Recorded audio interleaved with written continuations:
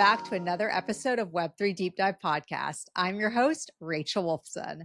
Today, I've got a great interview lined up for you guys. I'm speaking with Janet Adams. She is the Chief Operating Officer at SingularityNET. And we talk all about AI. We go in depth about AI, what innovations we can expect next. We talk about robots. We talk about romance in AI. So this is just a really great interview with Janet. And I encourage you guys to listen to the entire episode so you don't miss anything that she has to say about AI, blockchain, decentralization, and all of that good stuff. Before getting started with today's interview, I also want to take the time to thank OwnApp for letting me film at this beautiful creator space here in Austin, Texas. You guys are going to actually learn a little bit about OwnApp now, so just take the next 30 seconds to hear about what Own is doing and what they have to say. You are the new media. Influencer, creator, brand. You aren't just posting, you're creating the future. Own is the app designed for you, and you'll earn what you deserve. 50% more than other social apps. Weekly ranks, featured posts, tipping, and you don't even need followers to go viral. Download Own and share your affiliate link. You'll earn 3 Own tokens for everyone you get to sign up. Own, because you're the next generation of media. Also, before getting started with today's episode, I want to take the time to thank the sponsor behind today's episode, Bitline. So Bitline is the only industry provider for casino chip access directly from cryptocurrency and digital asset holdings in the physical casino environment. You guys are going to learn more about what Bitline is doing later in this episode, so be sure to stay tuned for that. And I also want to take the time to remind you guys to like and subscribe, especially if you enjoy the content that you're seeing today. It would mean the world to me for you to smash that like button, hit subscribe, and stay in touch. Okay, without further ado, let's get started with today's episode. Hey, Janet, how's it going? It is going super well. Thank you, Rachel. I'm absolutely honored and thrilled to be here as a guest on your podcast today. Thank you for inviting me, and wonderful to see you again. I know, it's so great to see you again. And I know the last time we saw each other was in Europe. I think we were in Paris. That's right. Beautiful Paris at the Proof of Talk blockchain conference. Yes. Yes, and it was great to meet you there. Thank you for coming along to our ASI Artificial Superintelligence event in the evening. It was just so nice to get the time to hang out with you. Yeah, well, it was an honor to be there. And I love, everything that you guys are doing at SingularityNET, at ASI Alliance. So excited to talk about all of that. Before we get started, Janet, can you tell our listeners a little bit about yourself, your background, and what you do? Oh, thanks very much. Hi, listeners. So, I'm the Chief Operating Officer of SingularityNet, and I'm also a board director of the Artificial Superintelligence Alliance, which is a groundbreaking pioneering alliance in Web3. So, a little bit about, well, let me start with my career background. I have a I have a very non-linear career trajectory. And actually, someone I was speaking to last weekend said, don't they always say people have 3 careers? Which I thought was fun and interesting. I hadn't heard that before. But I started out, my first 2 degrees were in sciences, in natural sciences, one in geology and one in petroleum exploration at Imperial College in London. And from there, I moved into banking technology and worked in banking technology based in London for 10 or 15 years until the financial crisis of 2008, at which time I moved into banking risk because I was absolutely fascinated. How did banking manage to bring down the global economy? And what can I do in my part to A, make it better, and B, help avoid the same thing happening again because it had such devastating effects on people's lives. So then I moved into credit risk and I worked as COO of a credit risk function in investment banking, Royal Bank of Scotland, investment banking. And that moved me through regulatory conduct risk until 2017. And in 2017, I was working at HSBC in a global role as global head of conduct across 65 markets at the time. And my passion has always been having positive impact. And in that role, I had the opportunity to work with all of our frontline staff, all of our backline staff, to make sure that as a bank, we were really providing services that supported local communities and that supported customers. But while I was doing that role, I became aware in 2017 that there was this buzz around artificial intelligence. And I asked a friend of mine who's a doctor at Amazon Web Services, doctor of AI at AWS, why is everybody getting excited about AI at the moment in 2017? I had brushed with AI in my earlier degrees and at the society as well at Imperial College. And I'd always had a fascination for it. Particularly, it matched my fascination for evolutionary sciences, that this is the next stage of evolution of humanity. So he explained we'd had major breakthroughs in deep neural networks, major breakthroughs in sound engineering, Siri's now working, voice to text to speech, etc. is all working better. And so I became inspired by Andrew Ng. And Andrew Ng, you probably know, Rachel, is the founder of Coursera and professor of AI at Stanford University. And I listened to a podcast by him, a seminal podcast called AI is the New Electricity. And in that podcast, he talked about, there were two things that really, really struck me. One was he said, he was asked, what would you advise your children to study at university going into this AI revolution? And his response was, I wouldn't advise them to study any particular topic, but I would advise them to be lifelong learners, that it's essential to keep reinventing yourself and keep learning in this new age. The days of having one career and doing one thing for your life are over. And the second thing you said is what's missing in AI is people with industry expertise who understand the technology and can apply it.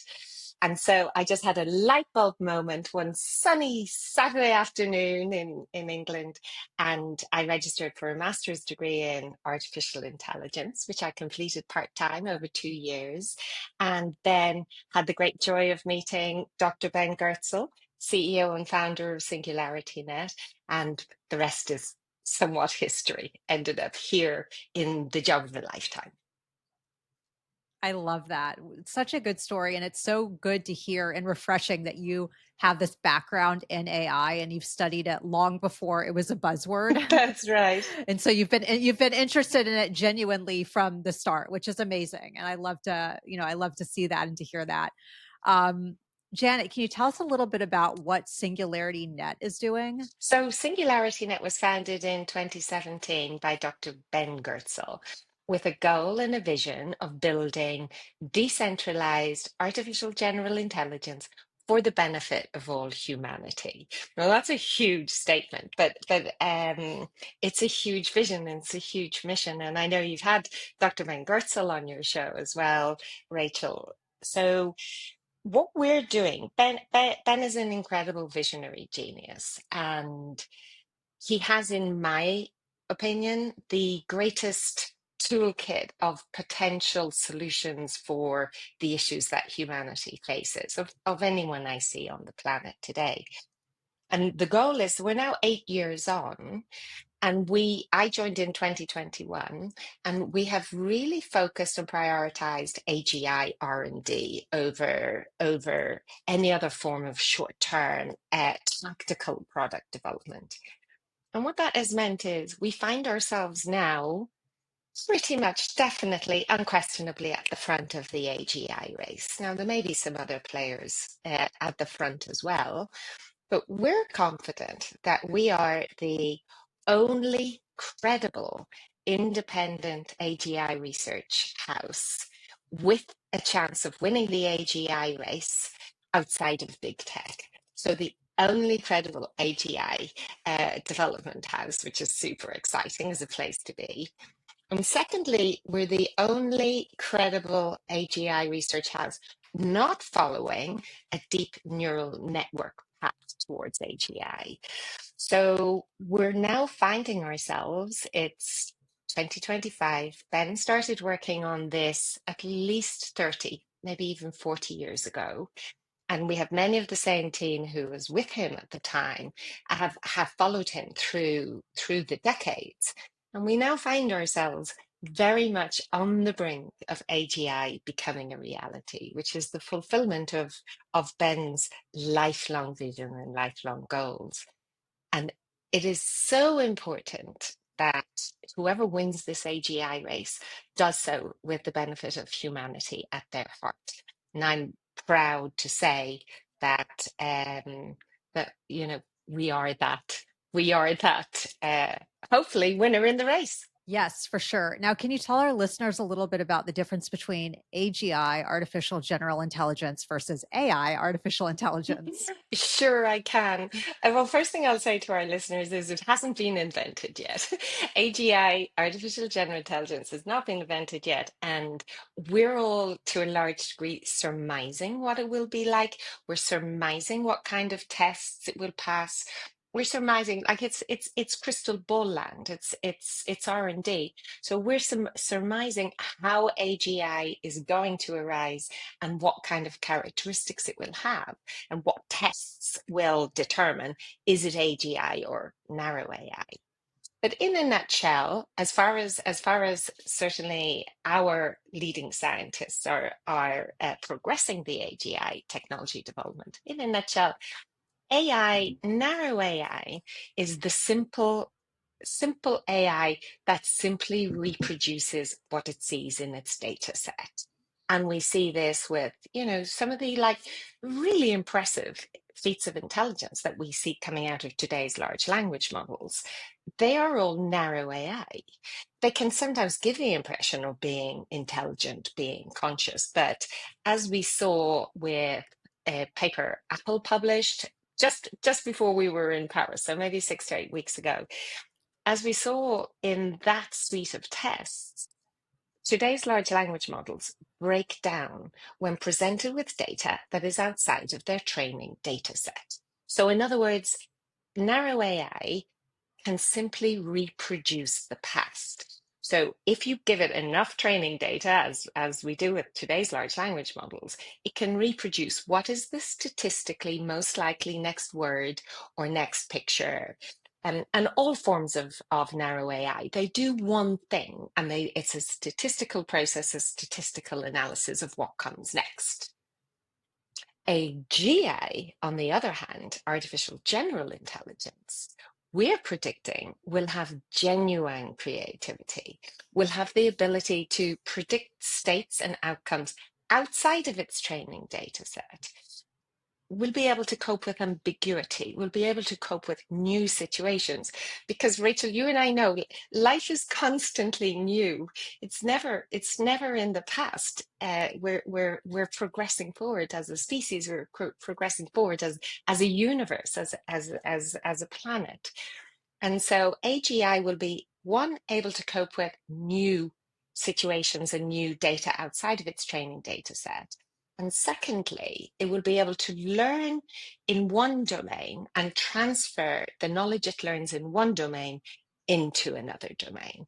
So to give you an example, if an AGI learned what the rhythm of a heartbeat is, would it then be able to say, oh, and then there's the rhythm of the seasons, and then there's the rhythm of sales projections, and then there's the rhythm of geopolitical events.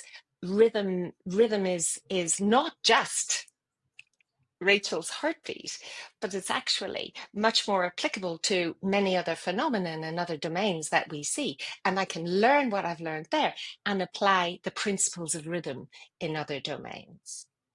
A big debate, Got it. Yeah. big debate. It's very interesting. And I know that SingularityNET is doing a lot, obviously, to advance AGI. So that's exciting. Now, Janet, let's talk about the ASI Alliance and how, what you guys are doing there. Oh, thank you so much. So Well, we want to win the AGI race, right? And it is a race. It is the hottest race on the planet at the moment. We are shortly in Iceland next week. We're going to be holding the longest running AGI conference in history. I think it's in its 18th year now. So we've always been focused on building and winning the AGI race. That is our core mission. And what we recognized coming into 2024 with the rise of big tech interest in AGI, and also with the rise of massive investments in compute, hardware, and data centers, what we realized is as SingularityNET, to win this race, we could be stronger, we could be bigger, we could have much greater scale and ability to win the race and to really truly tackle big tech dominance, the Magnificent Seven, whatever you call them. They really dominate the entire technology market globally, and we want to make a dent, and we want to be the upstarts that win. And so we spoke with Humain Sheikh, who's CEO of Fetch.ai, and with Trent McConaughey, CTO of Ocean, and Bruce Pond, CEO of Ocean Protocol. And we brought together the three OGs of AI in crypto, in Web3, the biggest players, the ones with the most strongest background, scientific, technical capability, and we formed a merger called the ASI Alliance. And that merger together gives us now the most comprehensive tech stack in Web3. So it was a pioneering move. We merged the tokens. We called, at the moment, it's still called the FET token, but at some point it will switch to the ASI token. And later in October of last year, we also merged in a brilliant, brilliant partner called Kudos. And Kudos have the biggest deepen network in Web3. You met, of course, Matt Hawkins, their brilliant CEO, at the event in Paris, and you saw his presentation there. So we now have, when we add compute from Kudos, then we have data management, data privacy, data governance, data protocols from Ocean Protocol. We have a full agentic network and our own LLM with Fetch, and we have SingularityNET with our AGI R&D. And this actually does give us the ability to get on, tackle, win, and beat big tech dominance, because it's a once in a species opportunity, Rachel, because there'll probably never be another. Well, AGI will probably invent all the future technologies from here on out, because it'll be smarter than us. Artificial superintelligence is the ultimate goal. And so we want to really make sure that we've got the best chance, that we're grasping this opportunity, that no stone is left unturned, no opportunity unexplored, to bring about dramatic, radical change in what it means to be human on our planet, and to bring this technology to the world in a way that is beneficial, safe, caring, and compassionate for us humans. Right. So, okay, let me get this straight. So basically, AGI is artificial general intelligence, but the next step would be ASI, artificial super intelligence. Is that correct? That's it, exactly. So AGI is general intelligence, and we're predicting 1 to 3 years for AGI to emerge on the planet. Okay. And once we Okay. have general intelligence and that ability to generalize across domains, that intelligence itself will then evolve into what is called superintelligence. And superintelligence is when it gets smarter than humans and can do more than us. So that's the ultimate goal: AGI, ASI, and Okay. bringing it safely Right. into land. Right. Let's talk about the importance of decentralization here, because right now we're seeing dominance of these big tech companies at least try to dominate in terms of AI. I don't know about AGI or ASI or what tech companies are doing with that. But let's talk about the importance of decentralization of this technology and how that's being achieved. What does that even mean? What does that even mean? I know it's such a great question, and the funny thing is, I came from a centralized corporate background. It couldn't have been more centralized or traditional. And then coming into SingularityNET and working with Dr. Ben Goertzel, theoretically and somewhere in my heart, I got the idea that decentralization would be important, and that decentralization is important, and that decentralized development of AI, and I'll come into what that really means, is important because I believed Ben, and I believed in him, and I believed in his vision and in his mission. And it's actually, I would say, it's only in the last 3 to 4 months that I have switched from believing to full large scale conviction of the truth and the reality of both the importance of decentralization for AGI and also the acceleration and potential of decentralization for AGI. So it's been a beautiful year for me, saying what I believed in turning into reality. So what our vision of decentralization is at SingularityNet is that nobody owns these technologies. No corporate owns them. No power owns them. That they are owned by the people, that they're owned by our token holders across the ASI community who have governance, who have right to vote in governance, in governance matters, and that it's available to all humans in an open source manner. And so that the greatest number, the greatest diversity that we can bring into our AGI development, the better, because what we want is an AGI that serves the needs of the many, not the needs of the few. So, from an ethical and beneficial and guidance and governance perspective, decentralization gives us that ability for communities, and communities all over the world, and communities of every race, every color, every age, every gender, every ability, all the beautiful glory and diversity of the world can play a role in developing these technologies, because they're going to be so important and so impactful that to have them developed by one or two or three socioeconomic classes of society is going to limit them.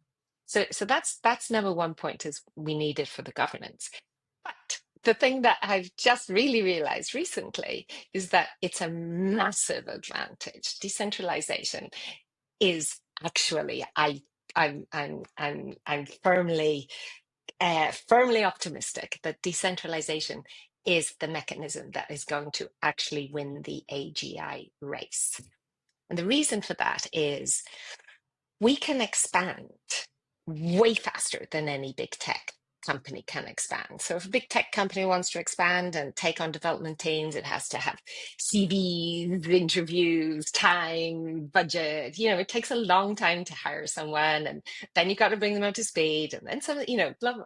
So expanding as a centralized corporate is a very, very slow process from a human resource perspective, but it's also a very, very slow process from a technology perspective, because the technologies are all stored within walled gardens and aren't interacting with other technologies and growing and learning from each other. So in the ASI Alliance, we'll shortly be releasing our ASI Create platform, which builds upon the ability for anybody to come and develop using our tools and technologies and create agentic workflows. And on that open platform, the AIs can talk to each other, the AIs can learn from each other, and the AIs can co-evolve. And the speed at which AI is developing at the moment, it's 10x a year, right? We as a species have never seen 10x a year. We've never seen exponential growth like this. So if we've got algorithms 10x, getting more powerful and developing at 10x a year in an open, decentralized environment with unlimited compute through decentralized compute management and unlimited resources through community development. we can really accelerate so much faster than big tech. So that's why decentralization is so important. Yeah, definitely. Which big tech players out there are also doing something with AGI and ASI? Well, so now I did see somebody recently publish ASI as a goal, but certainly OpenAI have changed their mission statement to basically more or less match ours. They did this about a year ago to develop beneficial open source artificial general intelligence, or at least beneficial artificial general intelligence. It's probably not open source. Google DeepMind, Shane Legg, and Denise Hasubis, they're old OGs of the AGI race and long-term collaborators with Ben at SingularityNET, or long-term associates, at least, very much. So Google and OpenAI are right out of the very front, I would say, of the race, putting the most focus on it from a big tech perspective. Got it. So you're up against the big players. We are. And it's exciting. It's exciting. Decentralization is so important, obviously. And it's really cool to hear about what the ASI Alliance is doing and how you have all of that ecosystem to help build that. Um,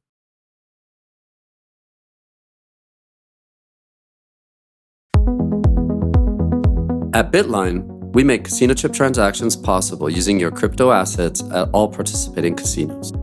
For the first time ever, we've made it possible for casino players to use their cryptocurrency to access chips directly on the casino floor at a casino cashier. The process is really easy and very secure. You just need your phone to get started. If you would like to use your digital assets to get casino chips today, 24/7, 365, anywhere in the world at any participating casino, sign up at bitline.io and come and try it for yourself. Janet, I want to know what you hope to see when it comes to AI and use cases. Like, what are some of the use cases that you're excited about, and what do you hope to see moving forward? So thank you. That's a beautiful question. So my great passion is resolving world hunger. And I know it sounds trite and it sounds obvious, but the funny thing, Rachel, is I ask people in conferences all over the world, I ask them, do they know how many people a day are dying of hunger? And I never. I met one person at a conference who worked for the UN food program who knew the answer. Nobody else knew the answer. And it kind of blows my mind that as humanity, we're such a beautiful species. We're, our hearts, our compassion, our love, our creativity, our poetry, our music, our humor, everything about us. We're such a beautiful species, and we're so intelligent, and our technologies are and our science development is phenomenal. We're the most intelligent species in the universe that we know of. Of course, there may well be more intelligent species waiting to contact us, but it kind of blows my mind that a beautiful species like us allows 25,000 people a day to die of hunger on a planet, on like our own little planet, not even on another planet somewhere out in the solar system or further away, but on our own planet,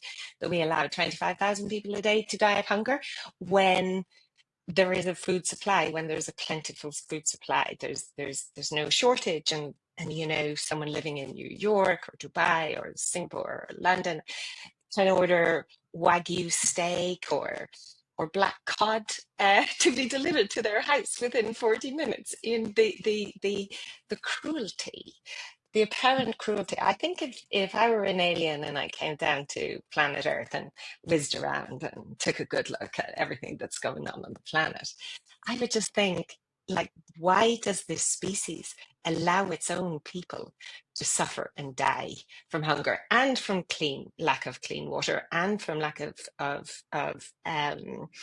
security?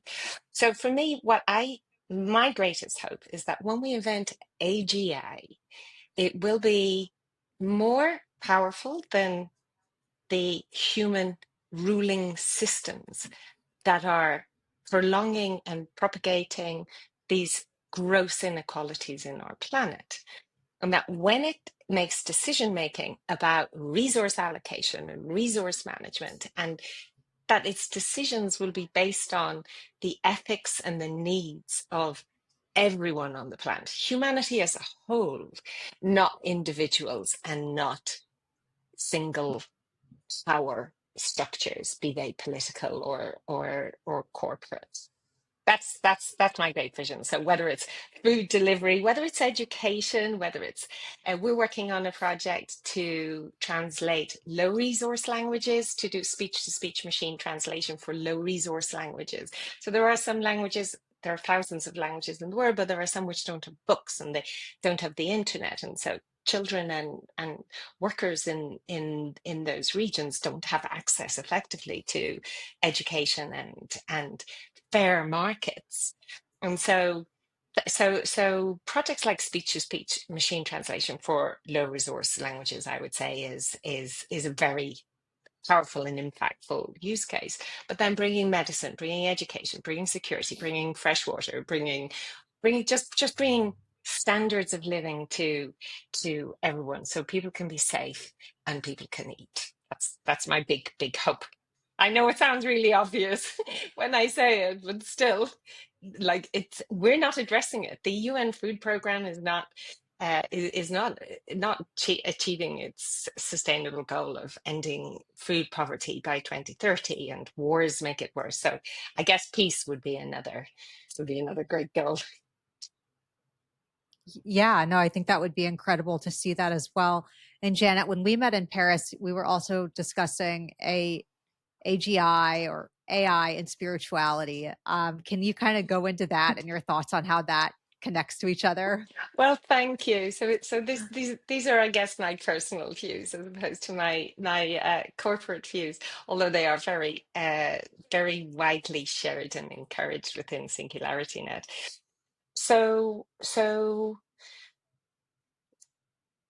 anyone who's meditated, anyone who meditates or has a spiritual practice or an energy practice is familiar with that sense of how meditation and connecting with our heart and bringing cadence and alignment between our brains and our hearts, and really tapping into heart and universal energy. As you meditate, you reach a point where you lose the egoic sense of little me, if you like.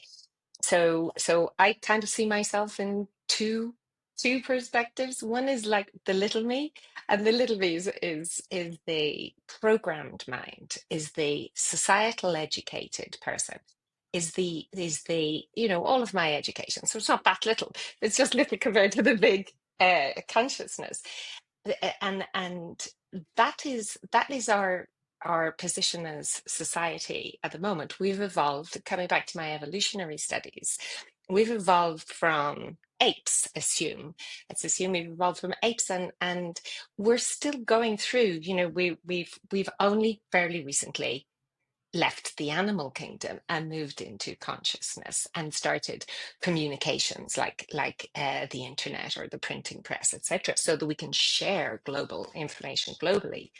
So we're on a massive trajectory of consciousness expansion as a species, where we're shifting from fight or flight animal instincts into that moment, meditation, that moment where you blend into the greater consciousness and blend into that whole sense. And it's not even, it's a knowing, it's an experience that's almost beyond words, really.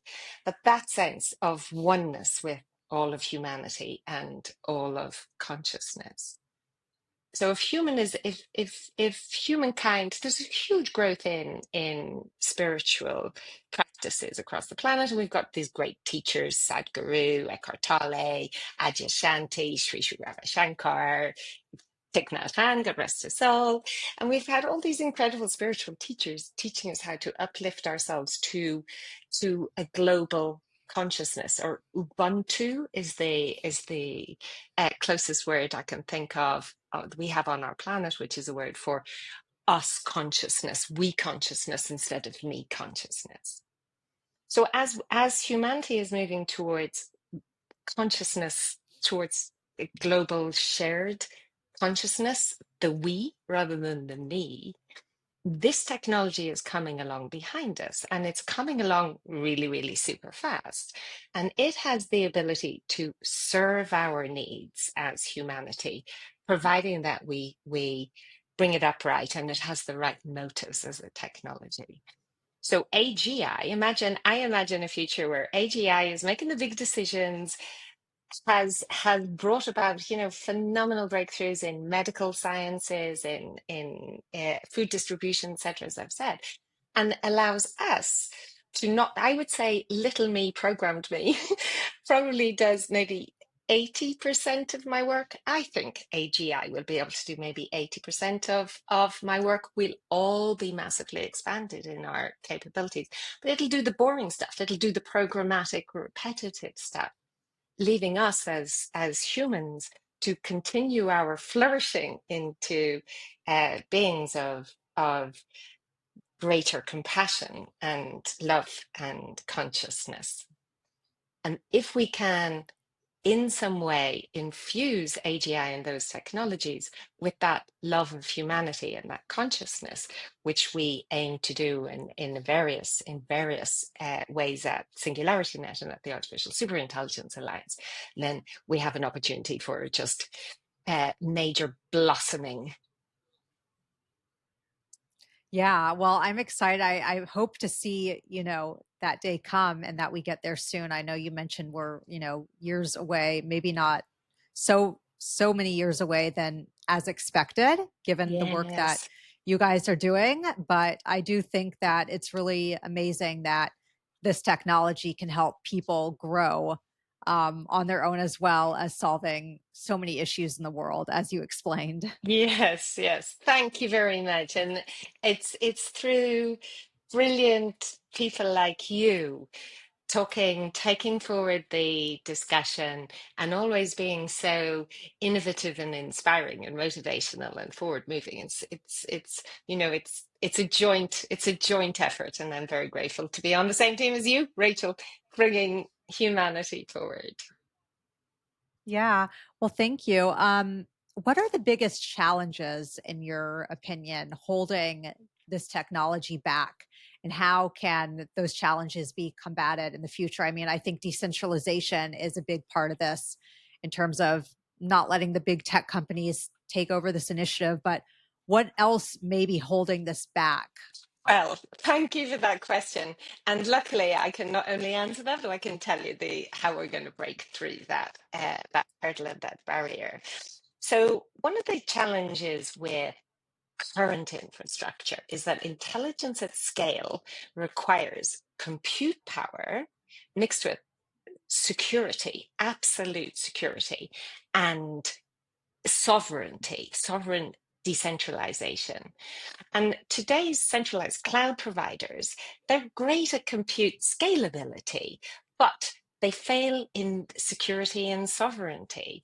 They subject users to potential data leaks, censorship, governmental interference, systemic risks. And as I said earlier, they compress growth to the growth and the expansion of AI's capabilities within a centralized infrastructure. Traditional blockchain, although it usually excels in security and decentralization, doesn't really handle AI-driven tasks.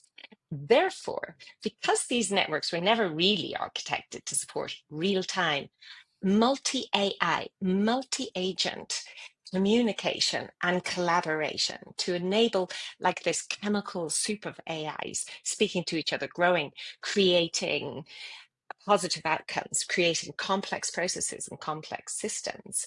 What we need is a new kind of blockchain, a new chain which is optimized for AI to AI communication, interactions, transactions, but which prioritizes compute security and sovereignty and ownership.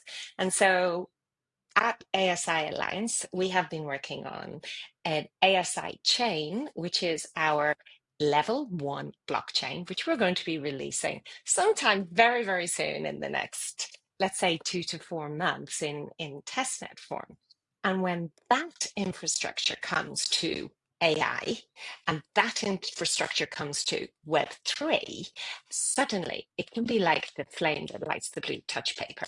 When we can have independent AI to AI transactions and communication and learning and growth and evolution on chain with the security we need, with the sovereignty, and with the compute power, with the ability to efficiently manage compute power, that is going to be a massive breakthrough moment for the development of AGI and for technology development globally. And this comes back to my point about why decentralization is important. That becomes the point at which, in my opinion, the ASI Alliance becomes unbeatable by big tech. Yes, that is a great answer to the question. And I'm looking forward to the layer one launching, at least the test net. So you're going to have to keep me posted on that. We sure will. Thank you, Rachel. It sounds like it's coming up It's soon. coming very soon. Yeah, Janet, anything else that's upcoming for ASI Alliance that you want to mention besides the layer one blockchain? We do have, I mentioned our ASI Create platform, which is also upcoming.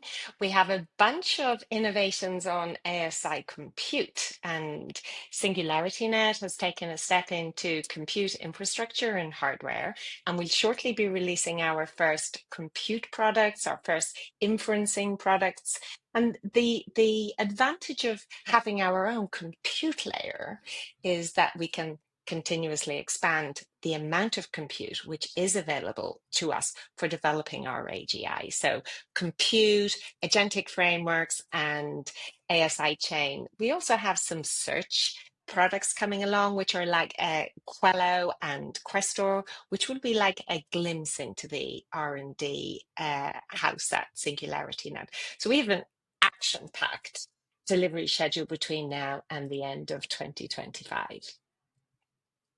Okay. And then what about the robots? Because when we were, okay, I don't think you were at the dinner in San Francisco, but Dr. Ben Goertzel was, and there were a few robots. So any interesting news with upcoming robots or releases there? Well, certainly our MindBot, our Mind Children MindBot robot that you've met, our 3 foot high robot, is progressing very, very well past its POC stage into a scaling phase.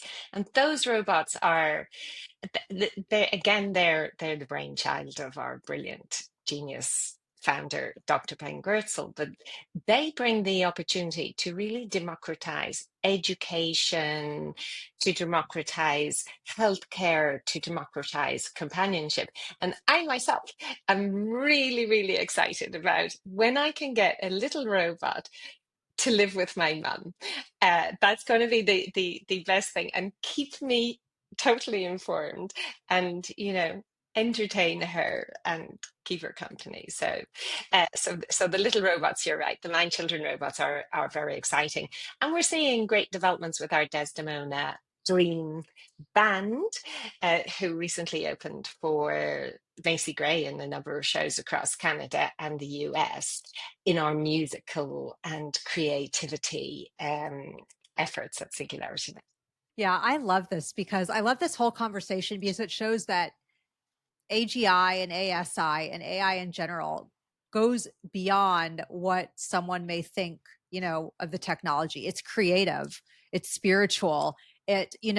Janet, now we're seeing, and I don't know, it would be interesting to get your take on this, how AI can be like relationships for people, like my AI boyfriend, and people are testing that out. I mean, AI goes beyond expectations. What are your thoughts on this like whole relationship with AI rather than having a human partner, an AI partner?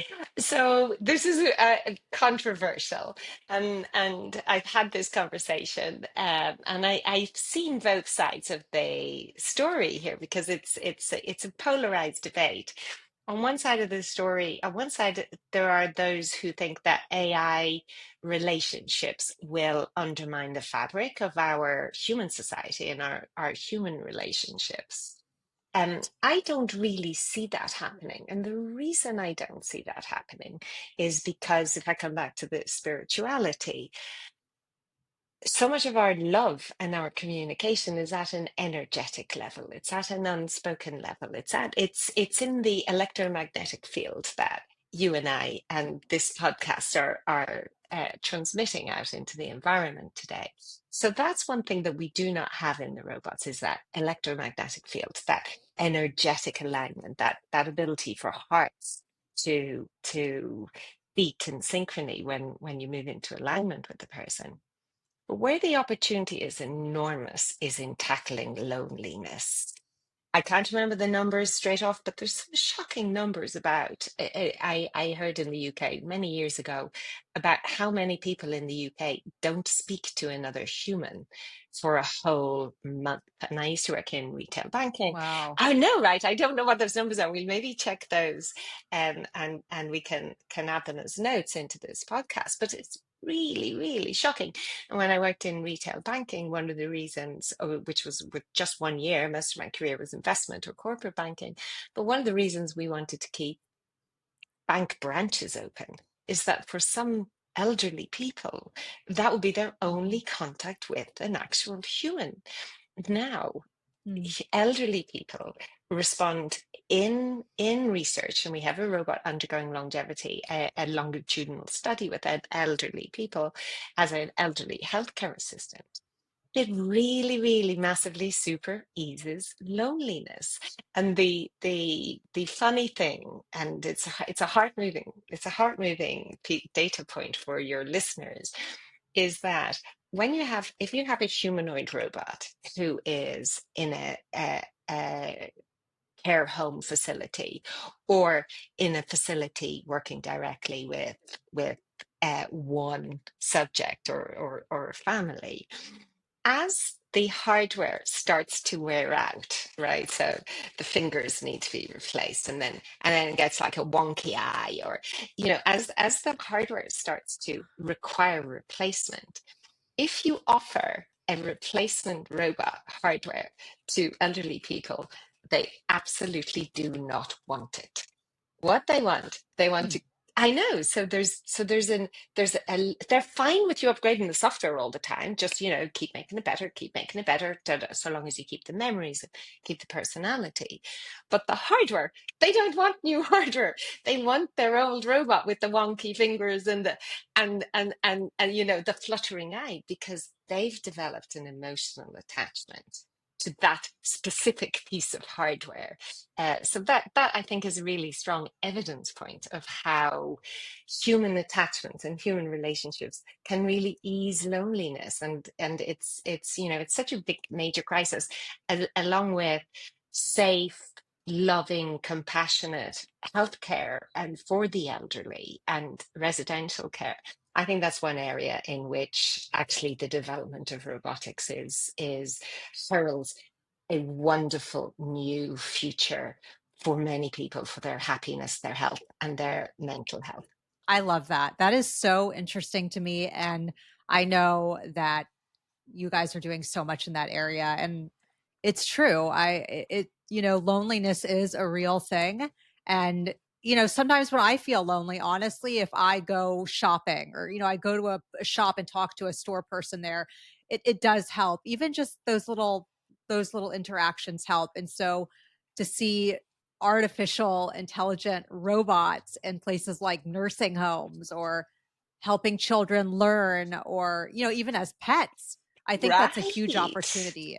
It's so amazing. I mean, my dog Cammy, and she's here in the studio. You can't see her, but she keeps me company. She is the best company. I don't need a human. I just need Cammy, maybe a little bit of an AI dog robot in the mix too, and I'd be fine.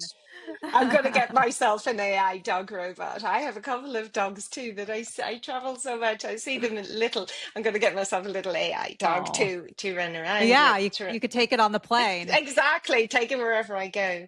But just one final point on that. My Alexa upgraded just in the last 12 months or so that it now recalls your name and speaks to you by name in the morning. And my mother reports her heart is uplifted every morning when she comes down and Alexa says, "Good morning, Sandra." It's like it actually, even though she knows it's just Amazon Web Services running a program that's remembered her name, it still makes her feel seen, recognized, having company. So huge advantages there. Whether a robot will ever bring the joy and unmitigated, unconditional love of a dog is a question we're going to have to come back to in 5 or 10 years, Rachel.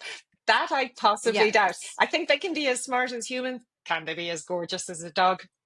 Maybe not. Ooh, that's a tough one. Very tough. I don't think any dog could ever replace Cammy for me. Ah, But Janet, you reminded me of something when you were talking about the Alexa. So I don't know if you've been in the Waymo cars yet. They're in Austin and in San Francisco. I think they're in Arizona. They're the self-driving cars. yes, So you have to come and try them. I So in will. Austin, I'm constantly getting into Waymos, and they say, "Hello, Rachel. Welcome to your Waymo," and it's so uplifting. I'm like, "Hi, Waymo." I will literally talk back to the Waymo. And so it's like those little things where it's like this self-driving car with technology is talking to me, but I'm like, I like it more than Ubers, than Lyft. It's the best. I would like that so much more than Ubers as well, I have to say, or Lyft or taxis. No, I've not been. I've obviously I've driven in Teslas and almost self-driving cars, but not fully self-driving cars. No, Okay, I you have to try it out. I take that as an invitation, Rachel. Austin or San Francisco, you're more than welcome to come and try out a Waymo with me. I'd love to. I'll be there. Count me in. Great. Okay, so Janet, I know we're running low on time. Do we have time for one more question? Sure do. Okay, great. What is it like being a woman in tech? You've been in this industry for a long time, so I just want to get your thoughts on that. Thank you. Thank you. I, it's incredibly inspiring, Rachel. And what's inspiring, and look, you can see I start to get emotional already. My biggest motivation is sponsoring, mentoring, supporting, and bringing women along in this AI revolution. There's this hideous gender pay gap, which economists are now saying isn't closing. They used to say it's going to close in 130 years or whatever. Now they're just saying it's actually not closing at all. It's actually never going to. Well, at today's current rate of change, it's not closing. And I see the potential, and I've seen this potential since 2018. I was in the UK. I was at the House of Lords in the UK when the UK published its seminal paper on AI. AI in the UK, Ready, Winning, and Able. And I was there with a small group at the House of Lords, and I spoke there. And I said, I see enormous potential for the AI revolution to further deepen the divide between the genders when it comes to income. And income equals security, equals independence, equals safety, equals freedom, equals education. Income is so incredibly important, particularly for the 600 million women in the lowest paid jobs on the planet, who are very likely to lose their jobs to automation by virtue of them being easily automatable skills. So my role as a woman in technology, I see it as it's my biggest motivation is to inspire women to move into technology, to work in technology, to increase their skills, to get out there and use AI to advance your own careers. And what I always tell women and audiences where I am worldwide is you don't need a PhD in mathematics to use AI to further your career. We now have code-free tools, and it's getting more and more code-free continuously as we evolve and develop. And these tools are out there, and women are using them less. There's less adoption of LLMs by women than there is by men. Get out there, use these tools, progress yourself, and come into our industry, because we need your compassion, we need your love, we need your societal caring, we need we need the mothers of the world who care about the future of the planet and care about the world. We need women in technology. So it's a joy to be a woman in technology, and it's an even greater joy when I meet incredible women in technology like you, Rachel.